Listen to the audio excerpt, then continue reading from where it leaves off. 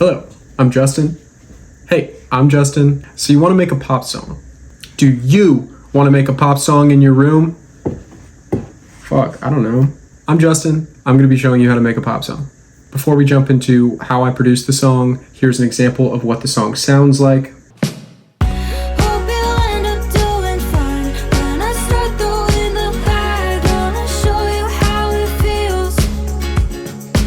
And I want to give a shout out to my friend Cass Reinhardt, who I made the song with. I will put her at somewhere here. I'm going to turn off all of my sends as well as my plugins on all of the vocal channels here, just so you can hear what the vocal recording sounded like raw. I don't want to hear from you anymore. We don't have to talk it out. I made my mind up. As you can see, I have a lead, I have a center harmony, I have doubles right and left, which are panned harder, and then I have harmonies right and left, also panned like 30-ish. Now I'll play it with all of the effects on all of these vocal recordings, as well as the effects on my vocal bus, so you can see what they sound like in totality. I don't want to hear from you anymore. We don't have to talk it out. I made my mind up. And so I'm going to jump in first with the individual vocal tracks. I believe I processed all of these vocals the same way. We recorded them the same day, same room, using the same condenser microphone. And so first things first, I used auto-tune with a retune speed of 45, and I set the key to F sharp major because that is the key of the song. Next, I have a channel EQ. I'm cutting a lot of the low end. Don't just copy my settings for this. Everyone's vocal is different, but if you're recording closer to the mic, you're going to get some more low end. We recorded these pretty close to the mic, so just be cautious of that. I have CLA vocals. I use the quarter note delay on this. I like it. It's clean. It's easy. I don't have to set up a send and go to a delay. Like, this just works for my workflow.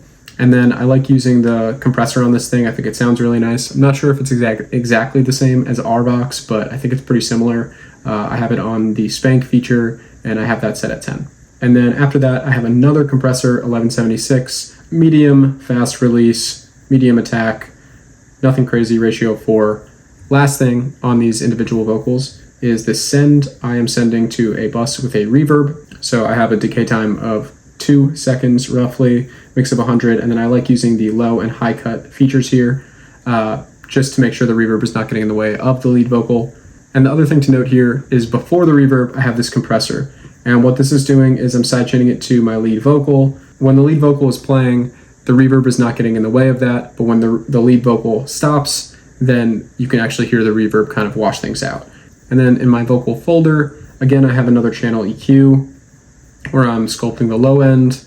I have a de-esser because I noticed some pretty harsh sibilances after I layered all of them with lots of harmonies and doubles. Same thing with all of these other vocal layers. There's some effects going on too, so I felt they were a little bit harsh, and so I used this Logic stock de-esser, using the gain plugin just to turn the volume down a little bit. I don't like using the faders too much to automate volume because then it gets tricky if I want to change the volume of a fader, and so typically I'll automate the volume of a gain plugin.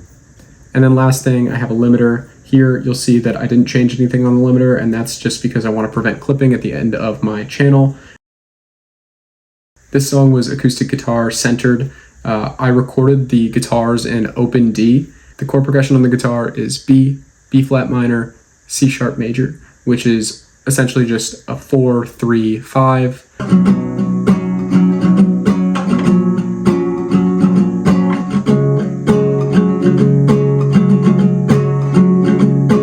Here's what the guitars sound like completely raw.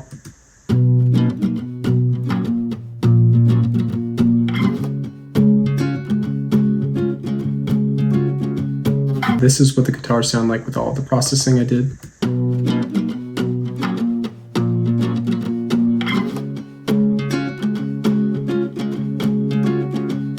Cass actually played the guitars on this song, and she's kind of got these really long nails, so it has a very like percussive element to it because she's using her nails as like picks. And I thought that was actually really cool in terms of texture for a song like this. It's like a bedroom pop song, so the guitars don't need to sound super bright and shiny and expensive. I'll go one by one through the effects that I applied here. I used a channel EQ, again cutting low end below 120 hertz, just taking out some of the mud. To me, when you listen to the dry recording, there's a little bit too much low end, and so it feels good to clean it up. Then here you'll see I use this trick quite a bit, but I put on a Pultec Now, this is a lot of knobs. If you're not a huge music nerd like myself, you might not know what's going on here, but let me break it down for you really simple. This half of the Pultec, these 4 knobs, pertain to the low end of the signal, and then this half pertains to the high end of the signal. And so we have 2 knobs on each side, boost and attenuate, and boost is what it sounds like, boosting those frequencies. Attenuate is cutting.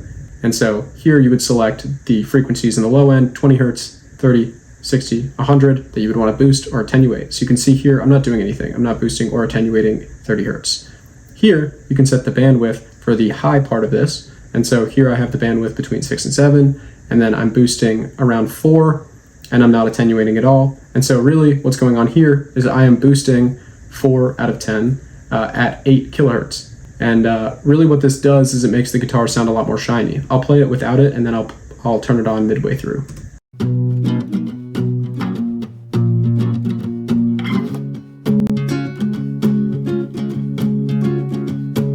It's subtle, but it adds a little bit of this high-end sparkle that makes the guitars feel better to me. Next, I have the decapitator. Here, I'm not doing much again, but I'm just adding a little bit of colorful harmonics. I have this Neve style set, and so here I'm not driving at all, but I have the style set, and then you'll see when I play it, we actually are getting some saturation.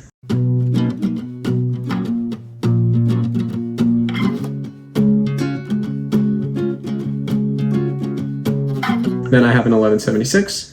Here on this 1176, I don't like to compress acoustic guitars too much, but in this case I wanted to level out the signal because it's very percussive and there's kind of a lot in terms of dynamics in the guitar performance, so I wanted to make sure everything sounded even.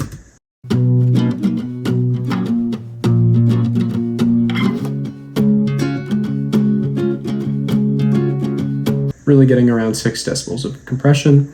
And then again, you'll see me do this specifically after compressing, but I have an EQ where I'm cutting the lows, because when you use a compressor, you reintroduce some of the low frequencies that you may have cut before while EQing. Again, I do another cleanup here. This is just me sculpting the low end, and the highs may have brought too much up with the Pultec and I'm sculpting it away, may have brought too much low end in with the 1176 or the decapitator. So you kind of just got to use your ears and decide what's best for what you're going for. And then, like I said before, I have a limiter at the end of the channel. This is to raise the gain and so make things a little bit louder, but at the same time, it's also to prevent clipping on my channel. Here I have my drum folder, and you can see that the drum production is relatively simple. I like to keep it simple for songs like this. I'm not trying to, reinvent the wheel with my drum production. Sound selection is key. Choose the right sounds. You shouldn't have to layer like 10 different kick drums and snare drums to get the sound that you like. Just pick the one kick drum that sounds closest to what you're going for. This is a pretty simple 4 on the floor pattern with a kick.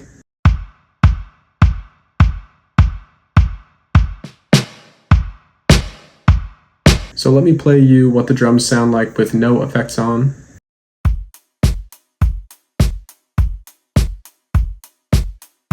Super dry, not that punchy, very organic sounding.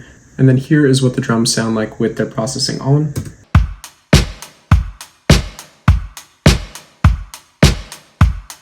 So let me show you how I got there.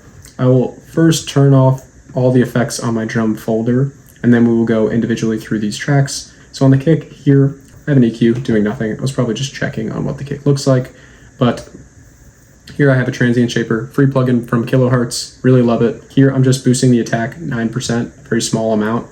I find that this transient shaper makes a huge difference in terms of punchiness. Onto the snare, I have a clipper, and then I'm also, before the clipper, just cutting some of the low end. Sometimes with snare samples, I get a little more low end than I like.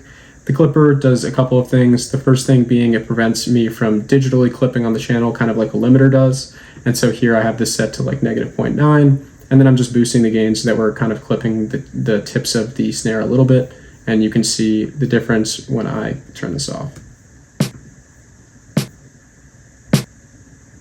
So adding a lot of volume and adding a little bit of texture on the top of that snare. And then for hi-hats, same thing as the snare, I got a clipper, and then the other thing I like to do on hi-hats is add like a really short reverb. And so here I have Valhalla with a super short decay and mix at around 25%. Again, cutting lows and egregious highs. And then I have a clipper as well. Not even doing any clipping here. You can see I'm boosting it by like 1 decibel, and this, again, like I said before, is preventing digital clipping, similar to how a limiter would. I'm not going to get into the nitty-gritty of all of these drum tracks. If you want me to, drop a comment, send me a message. I'm happy to go through everything, but I want to keep this video relatively short. And so first thing I added on my drum bus is this RC Retro color. I'm just using this distortion module mostly, and I have it on the 2-pair setting. This is just adding a little bit of grit. Here's what it sounds like without, and then with. So this distortion is making a huge tonal difference in terms of what the kick and the snare sound like in the context of everything else. And so a lot of heavy lifting being done here by RC Retro Color. Then I have a Pultec. As I mentioned before, I have my bandwidth set at 6. I'm boosting around 4. And here, in this case, I'm boosting at 5 kilohertz, probably just trying to get a little snap out of the snare. Here I have this UAD Reverb Pro. This has the worst UI of any plugin I've ever seen in my life. Totally doesn't make any sense. I don't use it very often. Here I have it on the big drums preset, and then I set the mix down to 4. This is just put the drums in a room, give them a little bit of like a more live feel.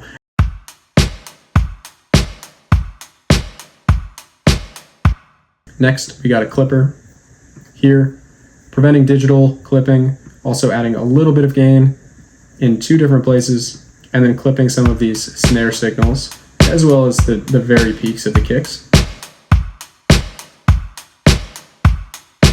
And then here I have a channel EQ, cutting the very lows of lows. Can't even hear that. I'm not going to pretend that I can hear 20 hertz, but here I was probably just checking to see what the drums look like on an EQ. Last, I have a clipper. This time, for real, we're just preventing clipping, digital clipping, and so I have this set to -1. And so you can see here, my channel is peaking at 6. That's no good.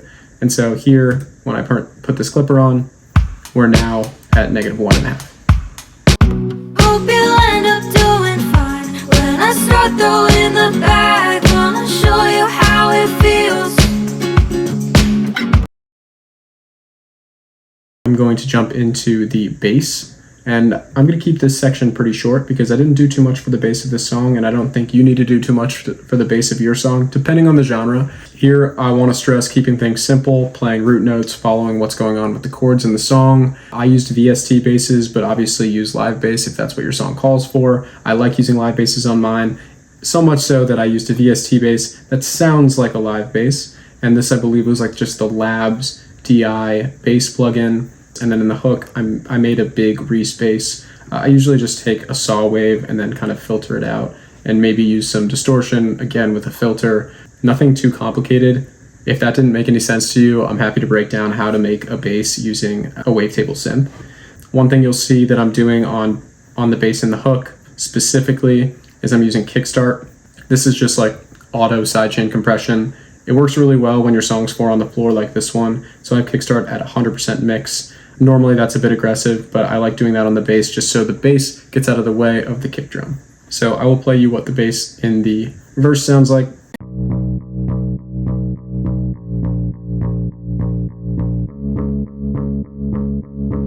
Now I'm going to be honest, I don't think this bass sounds very good on its own. The only thing I'm doing here is boosting the volume of the limiter so you can see what that sounds like.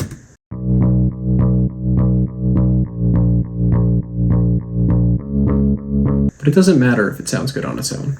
It matters if it sounds good with the drums and with the vocals and the guitars, and it does. So here's what the bass sounds like with the drums in the verse.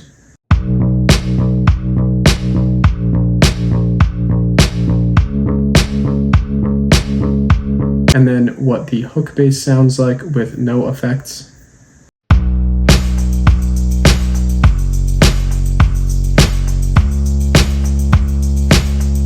And then this is what the hook bass sounds like with all the processing on.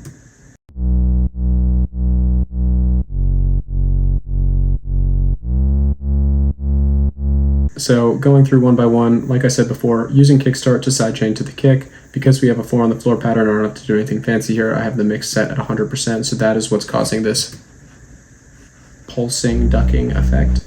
And then I have this KHS clipper. Again, using this to prevent digital clipping. I'm not actually doing any sort of like distortion here. And then I have a channel EQ with nothing on it. So really basic stuff, picking the right sounds for the bass, making sure the bass fits well with the drums, probably the most important thing. I'll play you what the hook sounds like with the bass as well as the drums.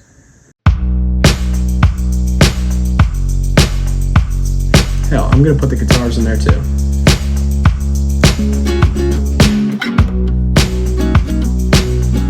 When it hits you twice as fast, gonna show you something real. Hope it makes you better.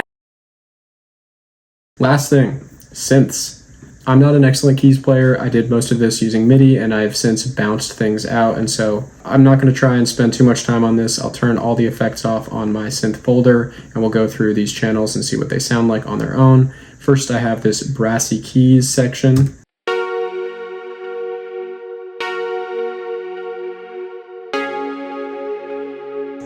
Very like Juno-y, washed out, 80s. It's got some delay on it. I want to say with these synths, I want to keep things pretty simple in terms of chord voicings. I don't want it to be super crowded. You don't need the 1, the 3, the 5, the 7, the 9, the 13, the 15, whatever. Like, you don't need all that. You start with just like the root and the 5th, or just the root, or just the root and the 7th, or just the 3rd and the 7th. Come up with some way of not playing super full voicings.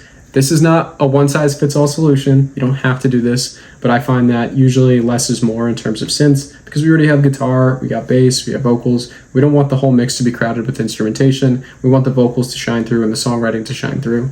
The synths are there to support it. Other things that I would mention here is like adding width to the mix using your synths. So a lot of this stuff has already been panned and bounced, etc. Using plugins like Wider or using mid-side EQ to boost the highs of the side parts of the signal are really effective ways of kind of giving your mix width.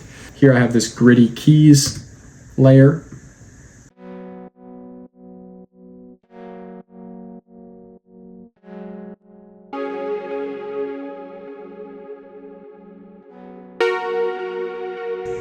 Cool.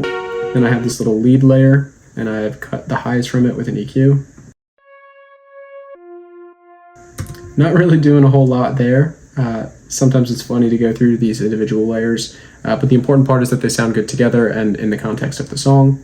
Then I have this chorus distorted pad.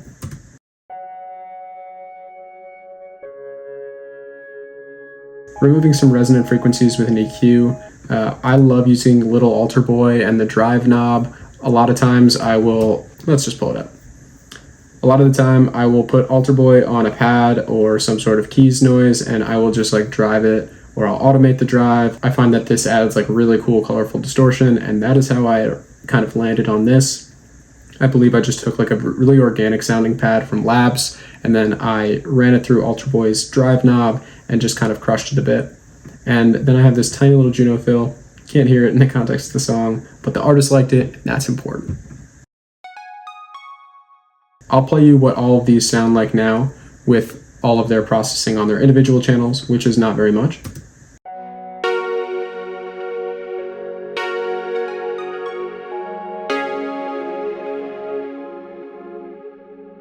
First thing, I have kickstart. Same thing as the bass, I am just ducking away from the kick, just getting that pulsing effect. Again, like I said, Alter Boy, it had to show up at some point, using the drive knob a little bit. Like I said earlier, using distortion, using compression, using reverb, these things on mix buses is a good way to glue things together a little bit. So just a little bit of distortion can go a long way. Here I have an EQ that is doing absolutely nothing. And then I have a limiter to prevent digital distortion. Sorry, I have a limiter to prevent digital clipping, and I'm boosting the gain quite a bit here. So this is what all the synths sound like with all of their processing.